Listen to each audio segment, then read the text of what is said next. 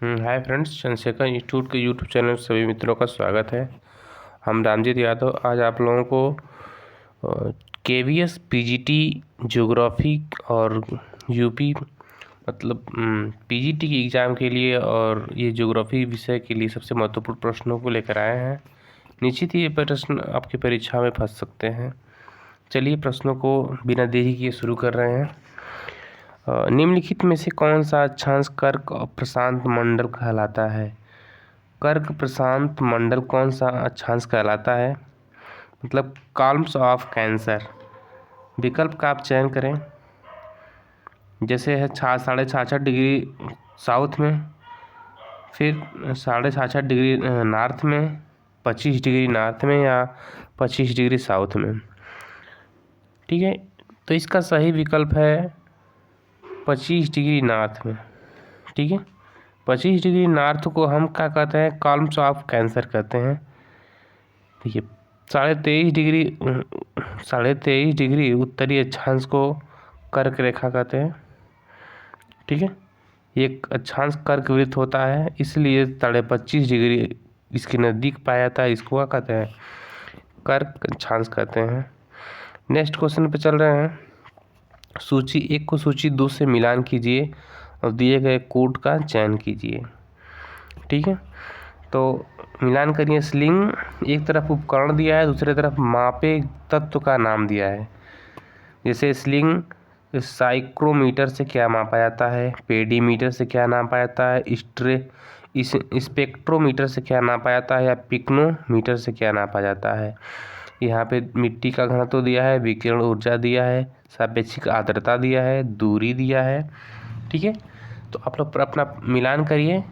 चलिए हम इसको मिलान कर रहे हैं। ठीक है, तो इसका मिलान करें। इसका सही उत्तर है, देखिए स्लिंग माइक्रोमीटर पहला है। इससे नापा जाता है, इससे किसी भी आर्द्र बल व तापमान नापा जाता है। शुष्क बल तापमान एवं आर्द्र बल तापमान मापा जाता है इससे, स्लिंग माइक्रोमीटर से। तो शुष्क आर्द्रता सापेक्षिक आर्द्रता को मापते हैं इससे। ठीक है, दूसरा विकल्प है आपका, ये देखिए पेडीमीटर एक सामान्य पोर्टेबल क्या है? पोर्टेबल इलेक्ट्रॉनिक है, जिसके विद्युत यांत्रिक उपकरण है, जिससे मनुष्य की प्रत्येक स्टेप को नापते हैं। ठीक है, स्पेक्ट्रोमीटर द्वारा विकिरण ऊर्जा को मापा जाता है, जबकि पिग्नोमीटर द्वारा घनत्व को मापा जाता है। पिग्नोमीटर द्वारा क्या नापा जाता है? घनत्व को मापा जाता है। पिग्नोमीटर घनत्व को मापते हैं, घनत्व मिट्टी के घनत्व को नापते हैं पिग्नोमीटर से। पेरीमीटर से होता है दूरी को नापते हैं पेरीमीटर से। ठीक है, ये वाला दूसरे में चला जाएगा। स्पेक्ट्रोमीटर को विकिरण ऊर्जा को मापते हैं। नेक्स्ट प्रश्न पे चल रहे हैं। ये भी मिलान ही करना है, एक तरफ बल दिया है, दूसरी तरफ उसका स्रोत दिया है। ठीक है, तो इसका भी मिलान करिए। एक तरफ बल है, दूसरी तरफ उसका स्रोत है। तो अन्योन क्रिया जो है किससे होती है? अन्योन क्रिया को ही कहते हैं कोरियालिस बल। क्या कहते हैं? कोरियालिस फोर्स कहते हैं। तो कोरियालिस क्रिया पृथ्वी के घूर्णन के कारण उत्पन्न होती है। ठीक है, कोरियालिस क्रिया किससे कारण उत्पन्न होती है? पृथ्वी के घूर्णन के कारण उत्पन्न होती है। जबकि ज्वारीय मतलब टीडल जो क्रिया, ज्वारीय क्रिया जो है पृथ्वी की ग्रेविटी के कारण उत्पन्न होती है। पृथ्वी की ग्रेविटी के कारण उत्पन्न होती है। ठीक है, ये पहला वाले में चला जाता है। दूसरा वाला ग्रेविटी के कारण उत्पन्न होती है घर्षण जो है बल दो गतिमान पदार्थों के बीच उत्पन्न होता है। तो स्थलाकृति भिन्नता के कारण होता है। ये अवस्था, घर्षण जो है अवस्था में जाता है। ठीक है, अवस्था में जाएगा। प्रतिरोध स्थलाकृति भिन्नताओं के कारण उत्पन्न होता है प्रतिरोध। ठीक है, इस तरह ये सही हो गए। नेक्स्ट क्वेश्चन पे चल रहे हैं। फिर ये सूची है मिलान करना है। एक तरफ प्रक्रिया दिया गया है, दूसरी तरफ परिणाम दिया गया है। अपघटन के परिणाम स्वरूप कौन सी अपघटन क्रिया में क्या परिणाम प्राप्त होता है, या वाष्पोत्सर्जन में क्या परिणाम प्राप्त होता है, श्वसन में क्या परिणाम प्राप्त होता है, या प्रकाश संश्लेषण मतलब फोटोसिंथेसिस में क्या परिणाम प्राप्त होते हैं। ठीक है, तो इनका मिलान कीजिए। तो अपघटन क्रिया में हम देखते हैं, मिलान करिए। अपघटन क्रिया में हम देखते हैं कि अपघटन में मीथेन होता है, अमोनिया होता है, हाइड्रोजन सल्फाइड आदि गैसें उत्पन्न होती हैं। किसमें? अपघटन क्रिया में। तो इसमें अपघटन क्रिया केवल एक दिया है, अमोनिया। ठीक है, वाष्पोत्सर्जन क्रिया में जल वाष्प उत्सर्जित होता है। वाष्पोत्सर्जन क्रिया में क्या उत्सर्जित होता है? जल वाष्प उत्सर्जित होता है। श्वसन रेस्पिरेशन, इसमें क्या उत्सर्जित होता है? श्वसन क्रिया में हम कार्बन डाइऑक्साइड बाहर निकालते हैं, जबकि प्रकाश संश्लेषण में ऑक्सीजन को बाहर निकालते हैं। प्रकाश संश्लेषण में क्या निकालते हैं? ऑक्सीजन को बाहर निकालते हैं। इसका मतलब कि पहले का तीसरा, एक का 3 2 में दिया है, बी का 4, बी का 4 भी दोनों में दिया है, सी में पहला। इसका मतलब कि विकल्प हमारा 3 वाला सही है। नेक्स्ट क्वेश्चन पे चल रहे हैं। इसमें एक कथन दिया है, अभी कथन है, दूसरा उसका तर्क मतलब कारण है। एक क्वेश्चन में दिया है कि दक्षिणी और पूर्वी एशिया का मानसून एशियाई भूखंड की अवस्थिति और उसके आकार और भारतीय महासागर से उसकी समीपता द्वारा चालित होता है। तो इसका तर्क ये है कि उपरितन वायु परिसंचरण में वायु और दाब के पैटर्न मानसूनी प्रवाह से की सृजन से संबंधित है। ठीक है, तो देख रहे हैं कि बताइए कि इसका कथन और कथन का सही उत्तर कारण दे रहा है या नहीं। तो चलिए इसके आगे देख रहे हैं, आपको दोनों सही है, इसका ये सही है, दोनों सही दे रहा है।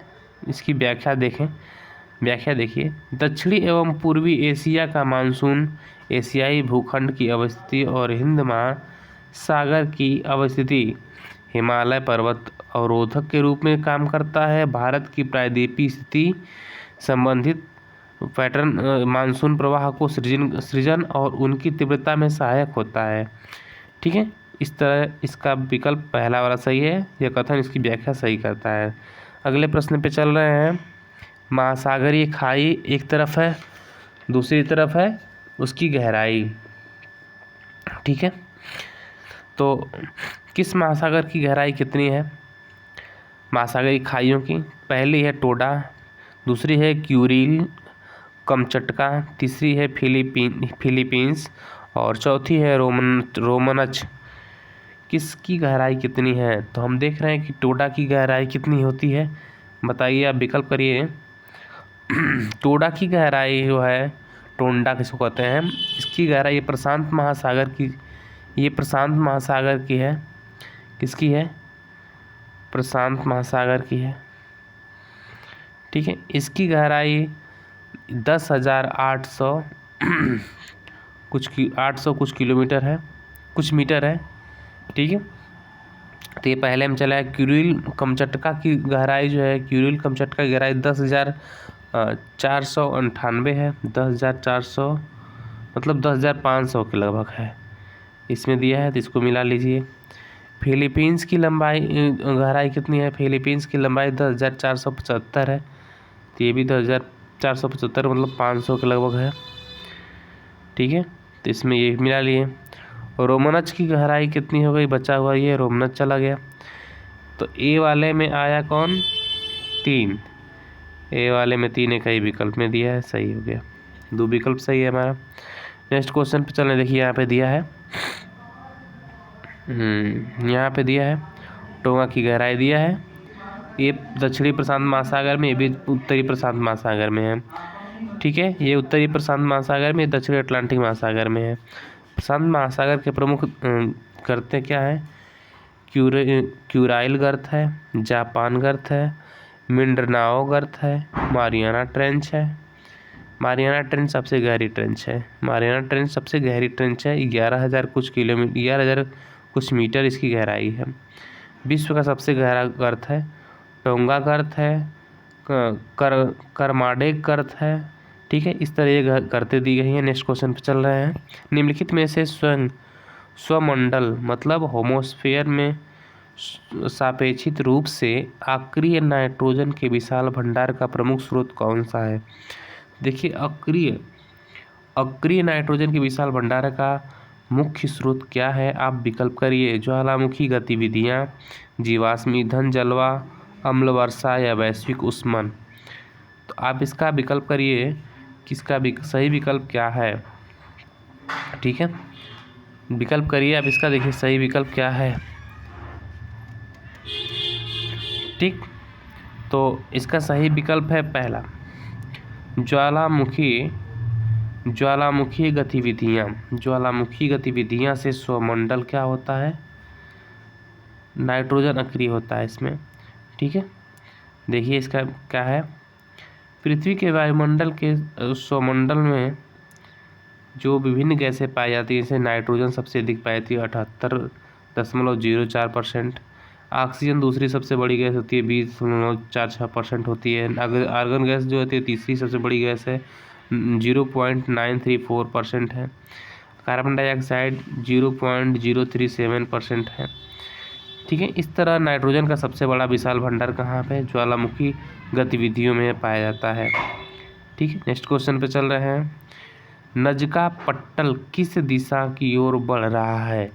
नजका पट्टल किस दिशा की ओर बढ़ रहा है? पूर्व दिशा, पश्चिम दिशा, दक्षिण दिशा, उत्तर दिशा। तो पहले हम जानेंगे नजका पट्टल क्या है। ठीक है, यह किस दिशा में बढ़ रहा है। ठीक है, तो देखिए अब बताइए, अपना विकल्प करिए। देखिए इसका विकल्प सही है, पूर्व की तरफ बढ़ रहा है। अब चलिए इसको देखें क्या है नजका पट्टल। देखिए नजका प्लेट, पटल का मतलब प्लेट है।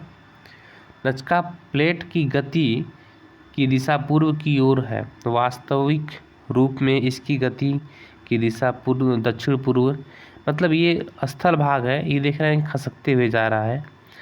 ठीक है, ये खसक रहा है, यहाँ से बढ़ इधर खसक रहा है। ये हमेशा, मतलब कोई भी पृथ्वी की जो भूभाग है वह स्थिर नहीं है, वह हमेशा चलते रहता है। ठीक है, नेक्स्ट क्वेश्चन पे चल रहे हैं। भूमि से समुद्र तक वेलांच में निम्नलिखित अनुक्रमों में से कौन सा सही है? ठीक है, तो पहला है अश्चतट, अग्रतट, निकटतट, उपतट। अग्रतट, पश्चतट, निकटतट, अपतट। अपतट, निकटतट, अग्रतट या पश्चतट। निकटतट, अपतट, पश्चतट, अग्रतट। मतलब ये कह रहा है कि जिसे भूमि से समुद्र तल वेलांच में समुद्र में जाएं हम, तो कौन कौन सा किनारा पहले आता है, कौन बाद में आता है, कौन कैसे आता है। तो इसका आप आंसर करिए, आपका कौन सा आंसर सही है इसका। तो देख रहे हैं इसका पहला विकल्प सही है। चलिए इसको विस्तार से देख रहे हैं क्वेश्चन को। नेक्स्ट पे देखिए, सामरिक तट एवं किनारा भूमि से समुद्र तक, भूमि से जो समुद्र तक लेके जाता है, वेलांच में निम्नलिखित क्रम आते हैं। जिससे पहला पश्च तट आता है, उसके बाद अम्र तट आता है, निकट तट आता है, तब अप तट आता है। ठीक है, यहाँ पे इसको फिगर में देखें तो कैसे अपचर तट है पहला। यहाँ पे देखिए फिगर में पहले कौन सा आएगा, पहले पृष्ठ पश्च तट, उसके बाद अग्र तट। ठीक है, पहले ये भूमि है, ये भूमि भाग है, कॉस्ट है, ये समुद्र है। यहाँ से समुद्र है, ज्वार आती है। तो पहले पश्च तट आएगा, उसके बाद अग्र तट आएगा, उसके बाद निकट तट आएगा, तब किनारा अप तट आएगा, मतलब सुदूर वाला।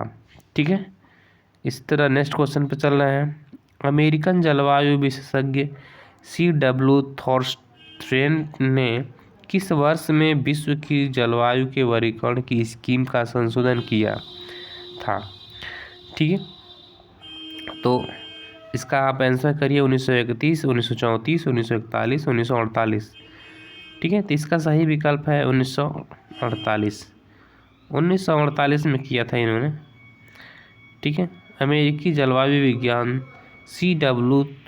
थॉर्स्टवेट ने 1931 ईस्वी में उत्तरी अमेरिका के जलवायु का वर्गीकरण करते हुए उत्तरी अमेरिका जलवायु मानचित्र का निर्माण किया इन्होंने, और 1933 में इसकी परिमार्जन करके पूरे विश्व का जलवायु वर्गीकरण 1948 में थॉर्स्टेन ने संशोधन करके कर दिया।